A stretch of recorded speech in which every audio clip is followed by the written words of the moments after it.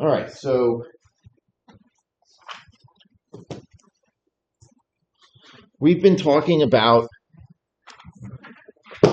objects experiencing constant acceleration, and we've been kind of using a marble launcher as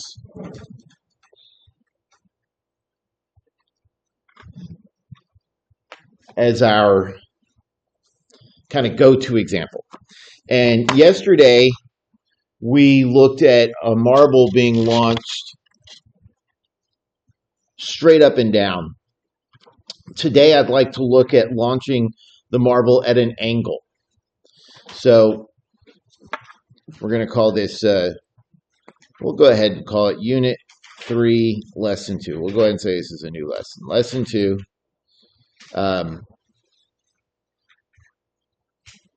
Angled motion. And I want to discuss these two important examples. One is when an object is launched at an angle, and the other is when an object is sliding down a ramp. And again, we're going to have no air resistance, and we're going to have no friction because it makes the math easier. That's why we will add friction later in this class, but just not right now. Okay, so those are the two examples I want to look at first. So let's start with example 1.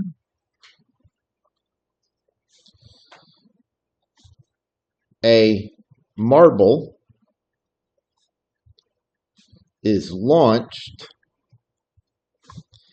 at a 30-degree direction angle from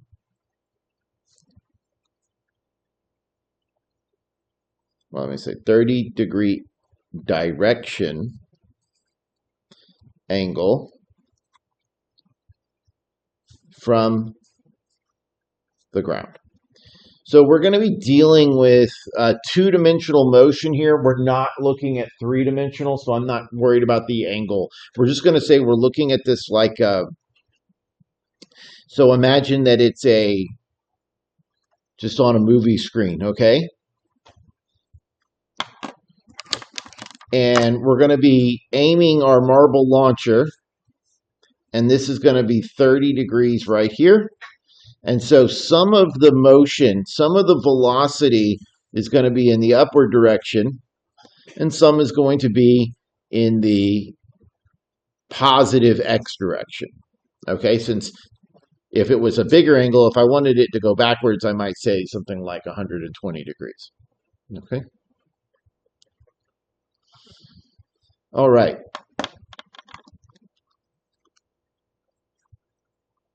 Let's go ahead and make a note that say we're going to assume that the gravity acceleration vector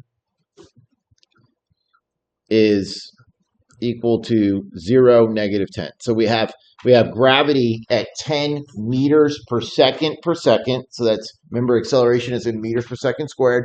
We have we're going to have it go straight down.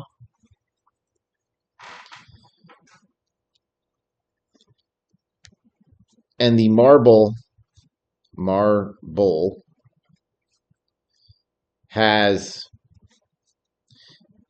initial velocity magnitude equal to 20 meters per second. So it's coming out of the barrel of the launcher at 20 meters per second. That's measuring it in that along that barrel. Okay, so it's not going 20 meters per second up. It's not going 20 meters per second to the right. It's going 20 meters per second on this path here through the barrel itself when it comes out. Okay, so we've got some things we need to set up, right? The first thing I want to do is I want to state what my initial velocity vector is. So VI, let's make a note, is a vector with magnitude 20 meters per second. And I made that explicit by using the magnitude symbols, but oftentimes in the word problems, especially in the book, they're just going to say 20 meters per second at this angle. And you need to realize that 20 meters per second is the magnitude, it's not the component. So it is a vector with a magnitude of 20 meters per second. And we could call it a theta of v sub I of 30 degrees. So we need to remember how it is that we go about, how do we go about finding that vector? And pardon me, I'm having trouble finding my formula chart. All right, here we go. So recall that a vector, if we have the angle, it's the magnitude times the cosine is the I component, and the magnitude of the vector times the sine is the j component. Or written like this, it's just going to be, we're going to have cosine, magnitude cosine here, magnitude sine here. And we've practiced that before, right? So let's go ahead and do that. And we'll just do everything in component form. I feel like you'll like that more. So our initial velocity vector is magnitude times the cosine of 30 degrees. Remember, cosine is associated with x, and the magnitude with the sine, and sine is associated with your y component. So make sure you're in degree mode. I am. I have 20 cosine of 30 degrees. And I'm sorry, the numbers will be yucky at times. We'll just do two decimals is fine. And then we'll do 20 times the sine of 30. And this one won't be yucky. It's nice. 10. Okay? All right. Hurrah. We have found our initial velocities vector in components. That's good because, recall, we have to do everything in components. Okay? That's how we do our math. All right, well, let's take a look at how are we going to write our velocity vector as a function of time. We know that our velocity is changing because it is experiencing acceleration. So velocity is acceleration vector times time plus the initial velocity vector.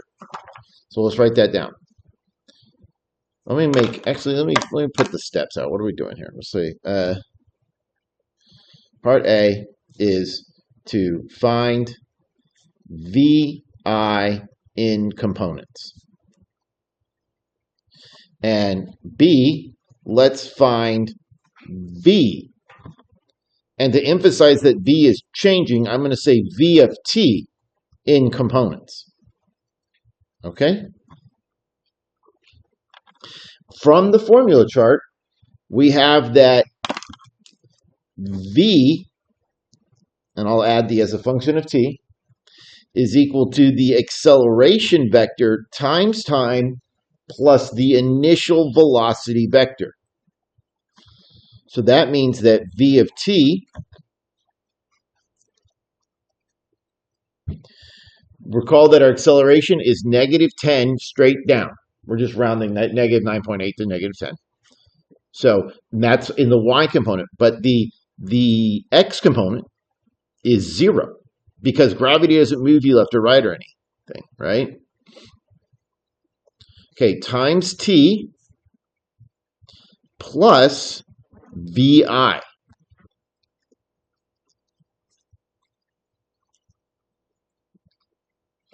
So recall that when we multiply by a scalar, time is a scalar. Scalar multiplication to a vector means you multiply it to each component. So we'll be doing 0 times t, which is 0. Then we're going to add 17.32. So I get 17.32. And then down here, I get -10 times t, and then plus 10. So interesting, notice that the x component doesn't have a t. That means that the x component of my velocity is constant, but the y component is not. And that's, if you don't have any air resistance, that's true. The best way to simulate that is to roll an object. So I've got this ball here, and if I roll it, you can see that it's got a pretty constant velocity. Whatever I hit it with, it's going to go in that direction pretty constant because there's very little friction. And friction, air resistance is kind of like friction for things flying in the air.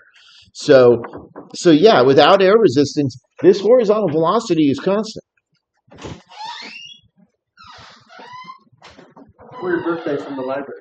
Oh, wow. Thank you. You're yours. I will. All right. So so that's interesting. But we need to realize that once our marble hits the ground, this is no longer going to be that way. Then we're got ground stopping it and things like that. So this is only appropriate while our marble's still in the air. All right, good. We've got our velocity and components. The next thing I want to do is I want to find position. Now, this position equation only works if we're saying the marble is launched from the origin. Otherwise, we have to add initial position. So displacement is just this formula here. But if you want it to be position, you have to add the initial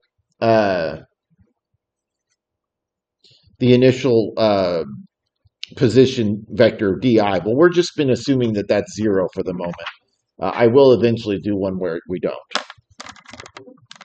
Okay, so C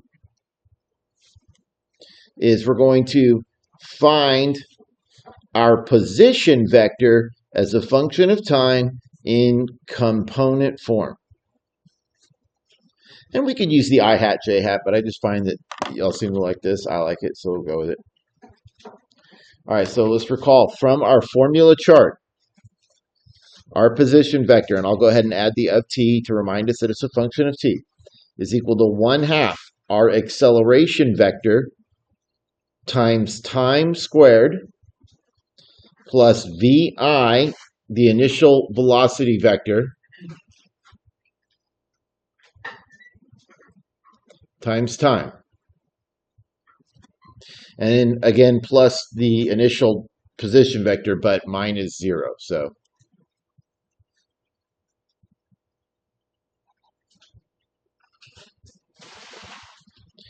all right, so my acceleration vector, remember we said it's going, it has no effect left and right, but it has -10 up and down. And then I have my VI, which was 17.32. Remember we had to use sine and cosine to find that. All right. And that's times time. So our position as a function of time, this is a scalar, even though we're squaring it. So 1/2 times 0 is 0. And then 0 times t squared is still just 0. So that's 0. I'm going to do it one at a time. 1/2, remember this is a square, so I got to multiply by both. 1/2 times -10 is -5. And -5 times t squared is -5t squared.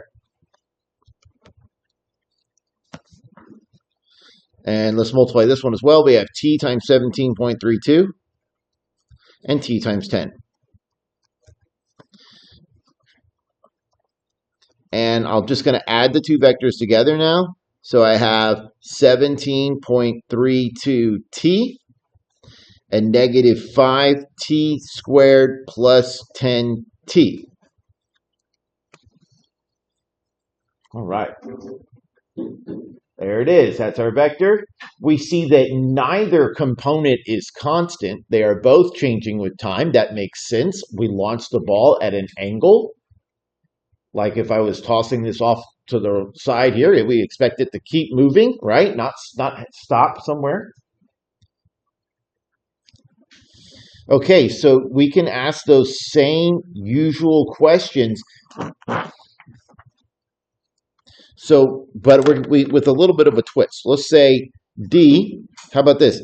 How high does the marble reach? But not only that, now we can also talk about where it is horizontally and maybe produce a graph. So let's do both of those things, okay? So first we need to know when. So let me make that note. Step one, when is it at highest?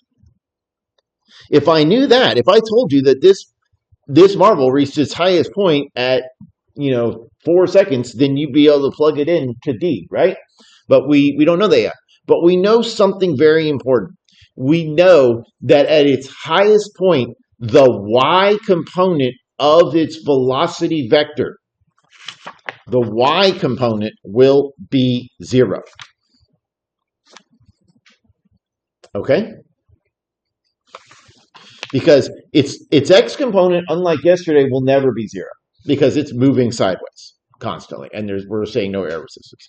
But at this point right here, when this marble is moving up none or down none, that's our highest point. So we're going to set, let me just remind ourselves here that our velocity vector as a function of time was a constant 17.32 and negative 10t plus 10.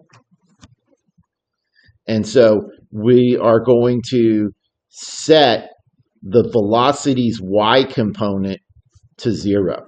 So I'll just solve that. Negative 10t plus 10 is equal to 0. And I will show you in a second how we can graph this, by the way. We just have to use the vector plot tool. And I have negative 10t equals negative 10. So we get t equals 1.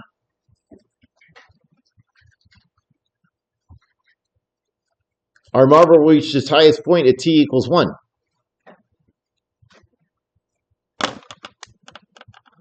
So then step 2 is to find d of 1. So our position vector at time t equals 1 is 17.32 times 1 over negative, not over, and then the y component is negative 5 times 1 squared plus 10 times 1. So I have 17.32 over negative, and then not over, but, and the y component is negative 5 plus 10 is 5. So this marble only reaches a maximum height of 5 meters. That's because 30 degrees at a protractor, here's a 30-degree angle right here.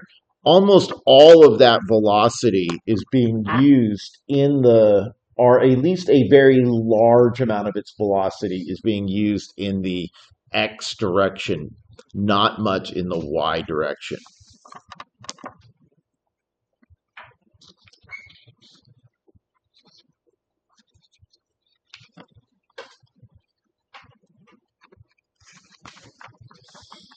All right, next question, and then we'll look at how to simulate this with a calculator.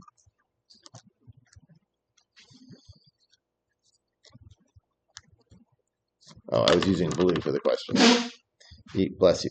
So E is how far does the marble go? And this is what I think is really cool. Because after we use our calculations, we can find out what the velocity is, and we'll do that. We'll find out what velocity we're producing by just shooting it straight up in the air and timing it. Once we know that, we're able to calculate how far and what angle we should use to make that marble land where we want it to land. Okay? All right, so how far did it go? Well, we're making this pretty easy because we're launching it from the ground. But if it reached its maximum height in 1 second, how much longer will it take till it reaches the ground? 1 more second. So we're going to reach the ground.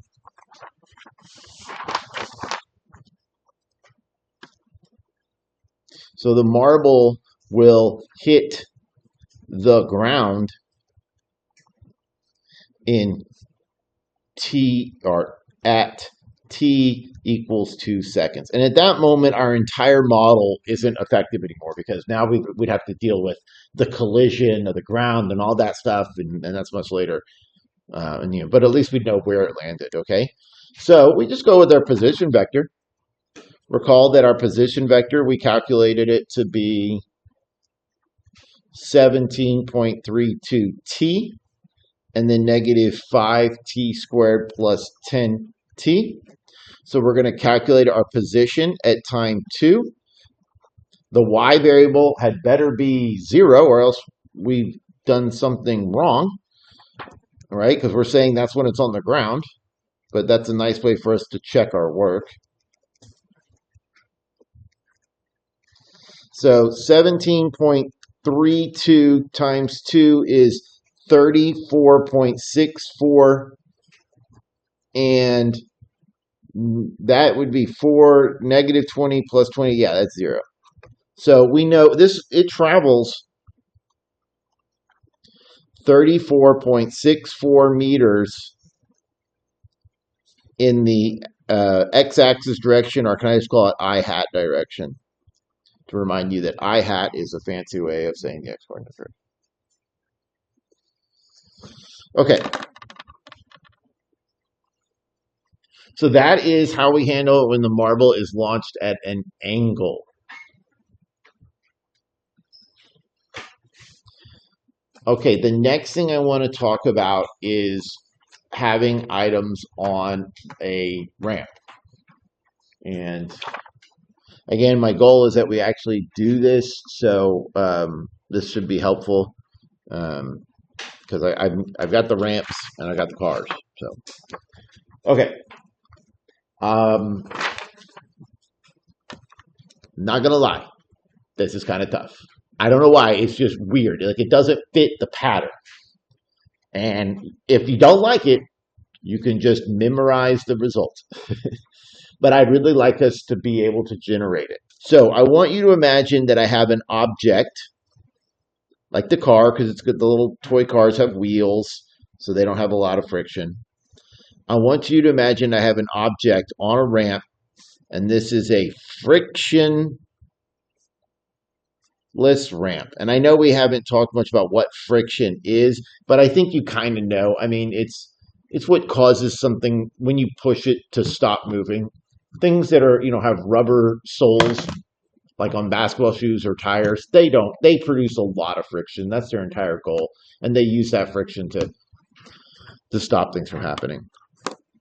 Okay, so our goal here is to be able to do a couple of different things. We want to be able to have the machinery to calculate how far down the ramp this object will move. But I also want to have the machinery to describe its X and Y components. So we've talked about sometimes we want to tilt our head in physics. And this is a classic tilt your head problem, where by tilt your head, I mean, you know what? I'm just going to do that and call this my new X component. Because it turns out we can let anything be basis vectors. They don't have to be I hat and J hat. But I do want us to have both so that we can do some calculations. And how's that going to look? Well, when you're doing the lab, if you lay your tape measure on the ramp, then that's your basis direction. But if you measure it from like the base of the ramp and you measure horizontally how far it goes, well, now you're back in X hat or I hat in X axis. Does that make sense? Okay. I think it'll make more sense when you actually do it. But okay, so let's call this theta. I want to do this in general first, if that's okay. So I have a ramp whose angle of inclination is theta. I'm not measuring this in the standard position. If you want, you can realize that that's an angle of descent because these are parallel lines. Remember from geometry, alternate interior angles. So this is also theta up here if you prefer to do it that way. All right. We have gravity. How is gravity pulling it? It's pulling it straight down. And I'm not doing this to scale. I just want a nice, better room. The magnitude, we know the component, it's 0, -10, but just the magnitude of my gravity is all I want to care about right now well, it's 10, right? That's what that is. We know it's in a negative direction, but magnitude is always positive. What we're going to try and figure out though is like understand like if this ramp is a very gentle slope, like if I put my marble on a very gentle slope ramp, it's not going to roll as fast as if it's a fast ramp. I mean, right? I mean, if I put it on a very gentle slope here, yeah, it rolls, but not as quickly as when I do it steeper, right? And that's because the effective gravity is being sheared. It's being split up. But that's what we need to figure out. We need to figure out how. How is it being split up? Okay, so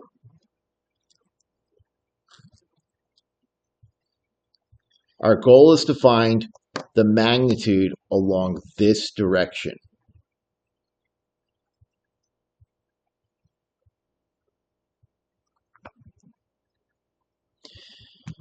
And there's a couple different ways that I can do that. But what I'm going to do is I'm going to introduce this vector here.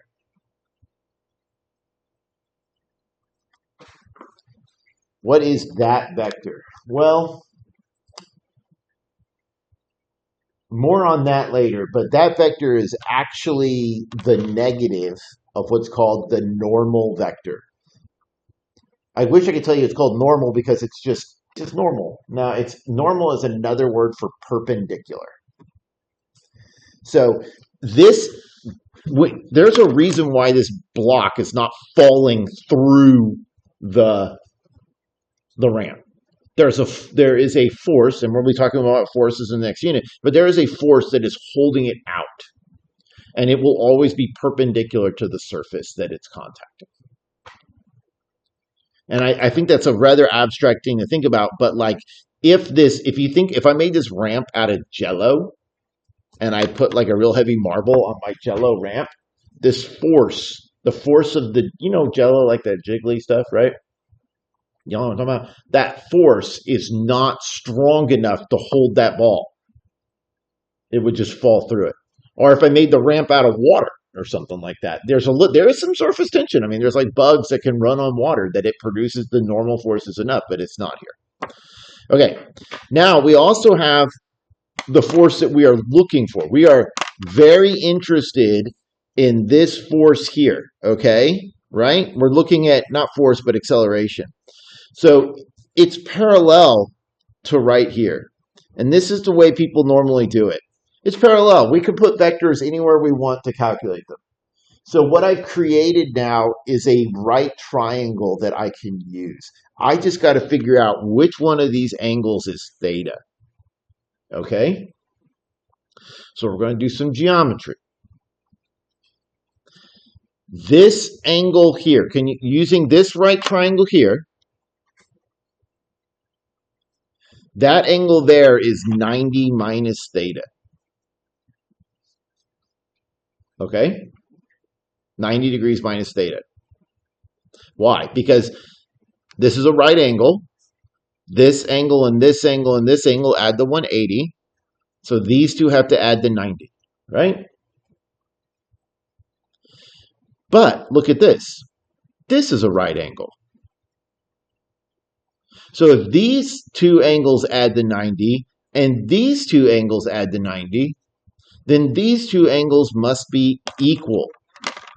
So it turns out that this is also theta right there.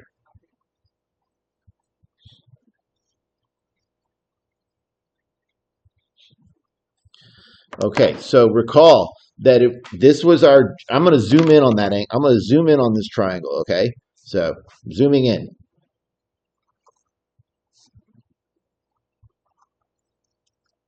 Those are my lines of zooming in, like you're pinching out, right?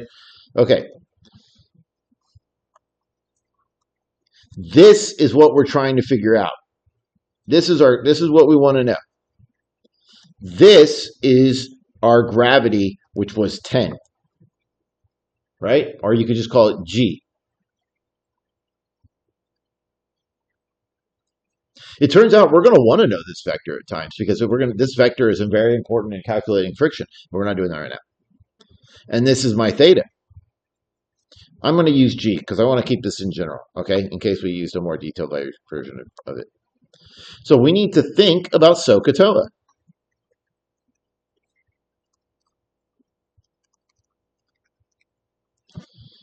What I want to know is an opposite leg. What I do know is a hypotenuse. So which one of these should I use that involves an opposite and a hypotenuse?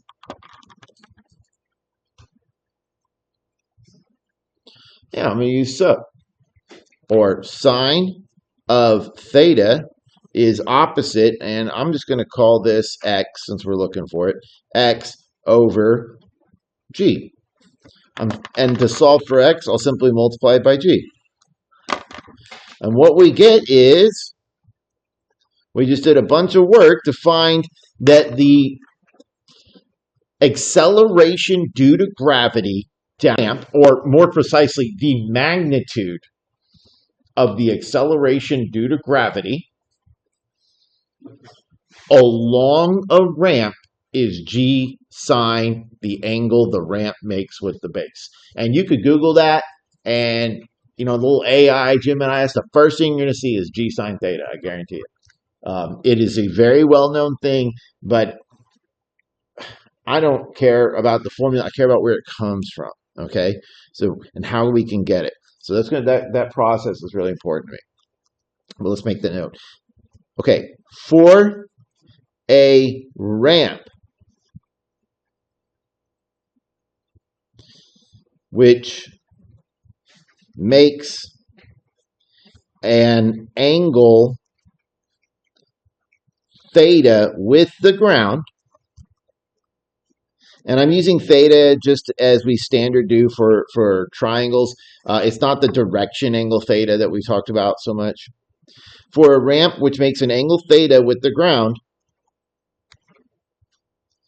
the magnitude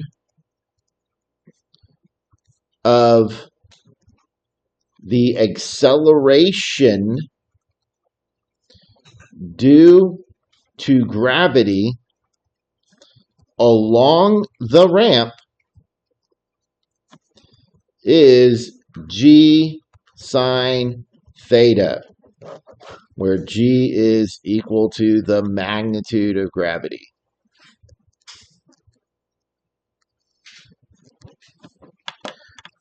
So all we got to do now is that we're done. If we tilt our head, then we can use the basis vectors that are perpendicular to the surface of the ramp, and that is our magnitude in our new x prime direction, and 0 is our magnitude in the y prime direction.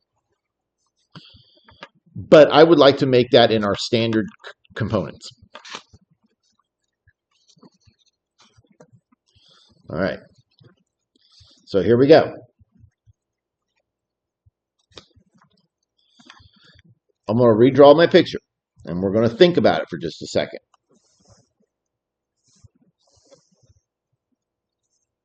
I've got an object.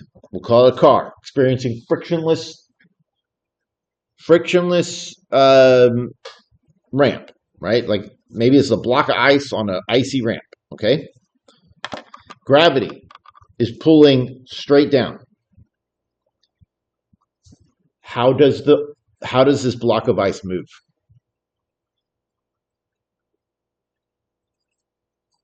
Does it move only down? It's going to move along. It's going to move to the right and down. Will it speed up as it goes? So we're going to have non-constant acceleration in both the x and y direction. Very different than what we had before. Remember? Very different. Okay, so let's go ahead and find this vector, the magnitude of this vector. Okay, this is acceleration vector along the ramp, and it's going to be equal to Well, it's the magnitude of it is g sine theta. Okay? But we want to convert that. I want to convert that to x and y components.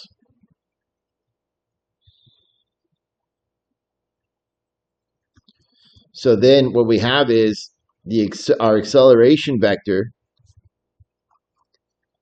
We're going to have to take, for the x component, we're going to need to take our magnitude times our direction angle. But what's our direction angle?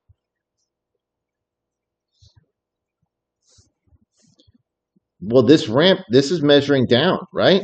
If this is theta, what's this angle here? I got too many arrows. Let me redraw this without all the arrows. Think about the block being right here. Okay? I'm looking for the direction angle of this vector here. This is theta, so is that. But it's measured clockwise, so we'll call it negative theta. So we're going to do g sine theta cosine of negative theta. And don't worry, I'll put numbers in this to make this make more sense. But so this is, believe it or not, our usual formula. It looks weird because we've got sine and cosine, but we know it's the magnitude times the direction angle. Interestingly enough, negatives inside cosine don't do anything. Only for sine. Okay, now for our y component, we got g sine theta. This is our magnitude. Don't be confused by the sign being there. And then our direction angle is negative theta. So we have to do sine of negative theta. And there we go. We've got our formula for acceleration for an item on a ramp.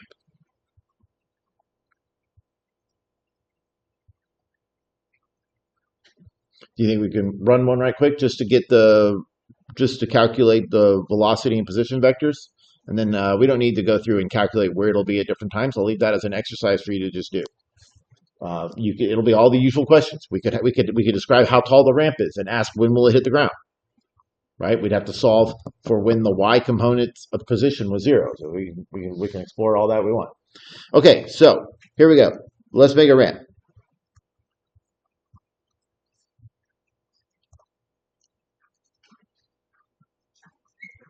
You'll notice I'm not including the masses of these objects because we discussed it. That doesn't matter right now.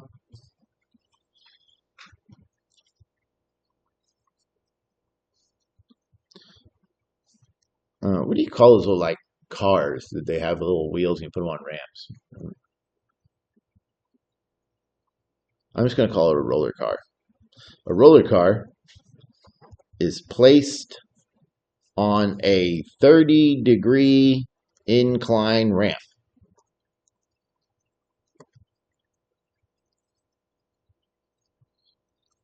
All right, we're going to have G, the magnitude of gravity is going to be negative 10 meters per second squared. And we're just going to place it on there. We could push the car, in which case we could push it with a magnitude along the ramp, and then we'd have to convert that to x and y components and things like that. Or we could just measure things along the ramp. It doesn't matter. I'll have all that for you. Hopefully by the end of the week, we'll be doing that. Okay, so we're just going to place it there, and I want to find, first of all, I would like to find my acceleration vector. It will be constant. Well, let me write that. Find my acceleration vector. Well, we just worked through it, and we did it in general, so we can just use this. So acceleration, and I could say of time, but it's constant, so I'm not going to, is equal to the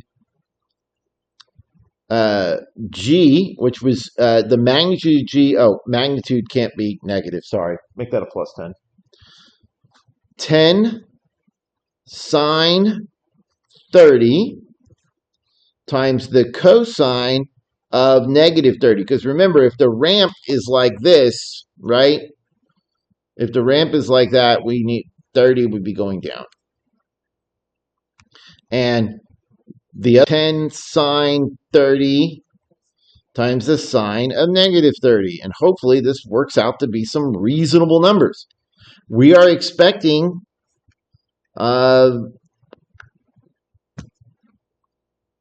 I would expect that the more the acceleration is in which direction? Let's see, what do you think? Do you think that on a 30-degree ramp, do you think this is going to be moving faster in the x direction or in the y direction?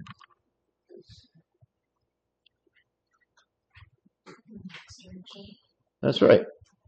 That's right, because more of the gravity will be pushing it in this direction than in this.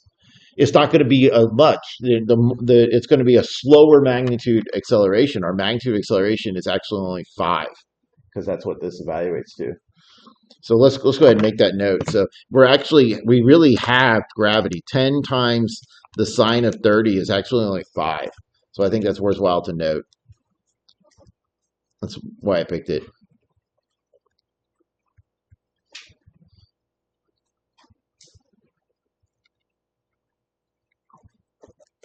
And so all we have left to do is calculate these. We have to do 5 times cosine of negative 30. And just like we mentioned, the negative doesn't make a difference. So we're going to be accelerating 4.33 meters per second squared in the x direction, while at the same time, we'll be accelerating only negative 2.5 in the y direction. And we could confirm our calculations. We can check the magnitude again. I'm rounding, so it'll be a little bit different. But yeah, we're only experiencing really about half of gravity. But that's what a ramp does, right? It takes off some of that gravity for us. All right, we got the acceleration vector. So now we should be able to get the position vector. No, excuse me. Next we want the velocity vector.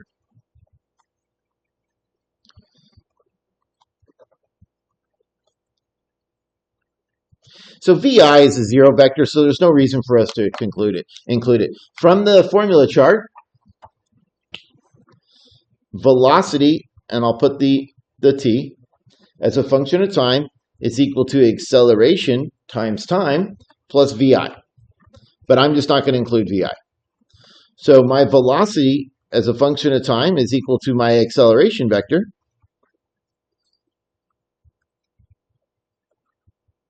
times t. So we have 4.33 t and negative 2.5 t. So like we said, we are going to be speeding up.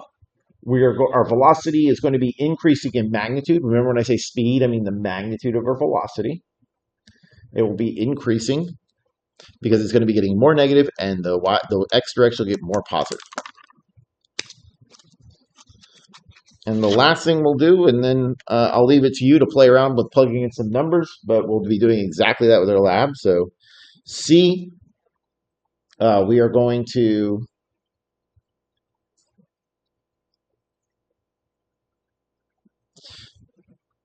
find our position vector. From the formula chart, position vector is 1/2 the acceleration vector times time squared plus the initial velocity vector times t. And this is where it might make sense for us to actually not start our di at 0, 0, because we might be interested in where it is relative to the end of the ramp, but that's entirely our decision. I'm just going to let di be 0, 0 again. Remember also that our VI, we placed it on the ramp, so we're going to also let that be 0, 0. And that's going to make this calculation much easier. 1/2. Our acceleration was...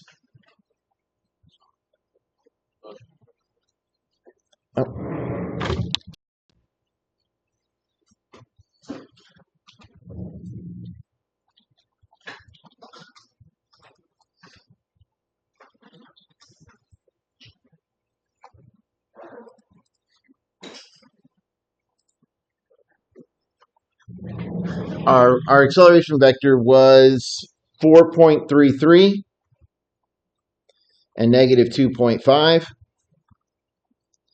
And our initial velocity is 0, so we don't even need that at all. The 0 vector, to be more precise. So 4.33 divided by 2 gives me 2.17, and then I'll multiply by t squared.